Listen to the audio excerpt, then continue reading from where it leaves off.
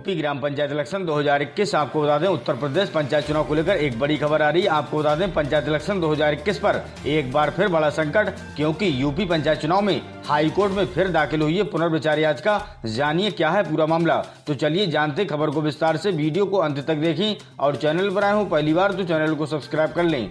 आपको बता दें त्रिस्तरीय पंचायत चुनाव के लिए जारी आरक्षण के खिलाफ हाई कोर्ट में पुनर्विचार याचिका दाखिल कर दी गई है। सुप्रीम कोर्ट से निराशा हाथ लगने के बाद इलाहाबाद हाई कोर्ट की लखनऊ बेंच में पुनर्विचार याचिका दाखिल कर दी गई है, जिस पर सुनवाई अब होली बाद होगी। बता दें कि हाई कोर्ट ने 2015 को आधार पर सीटों के आवंटन और आरक्षण का आदेश दिया था, जिसको सुप्रीम कोर्ट में चुनौती दी गई थी।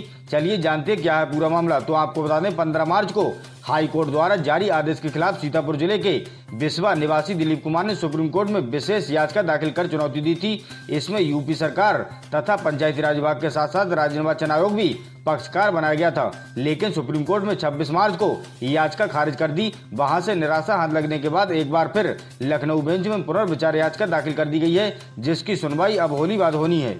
आपको बता दें हाई कोर्ट के फैसले के खिलाफ सुप्रीम कोर्ट में दाखिल अर्जी में कहा गया था कि उनके पक्ष को हाई कोर्ट में नहीं सुना गया, ऐसे में हाई कोर्ट के फैसले पर विचार किया जाए। हाई कोर्ट के फैसले के बाद अब नई व्यवस्था से सारे ग्राम पंचायत के समीकरण में बदलाव हो गया है।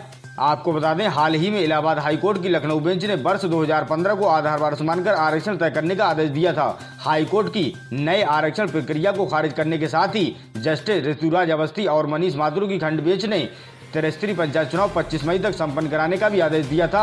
चलिए जानते कि कितने चरणों में होंगे पंचायत चुनाव। तो आपको बता दें राज्य निर्वाचन आयोग ने शुक्रवार को मतदान की तारीखों का ऐलान कर दिया। इसी के साथ प्रदेश में आदर्श आचार संहिता भी लागू हो गई। बता दें कि 4 चरणों में वोटिंग होगी। आयोग द्वारा तय किए गए कार्यक्रम के अनुसार 15, 19, 26 और 29 अप्रैल को वोटिंग होगी, जबकि 2 मई को रिजल्ट जारी किया जाएगा।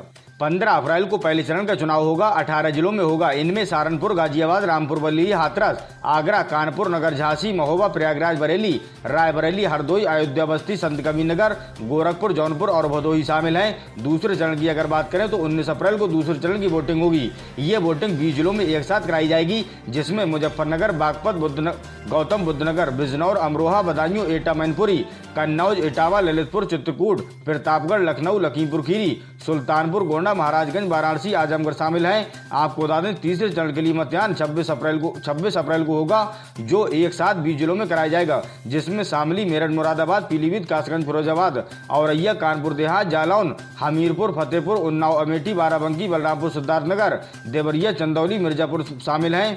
वहीं अगर चौथे चरण की बात करें तो 29 अप्रैल को चौथे चरण के लिए मतदान होगा।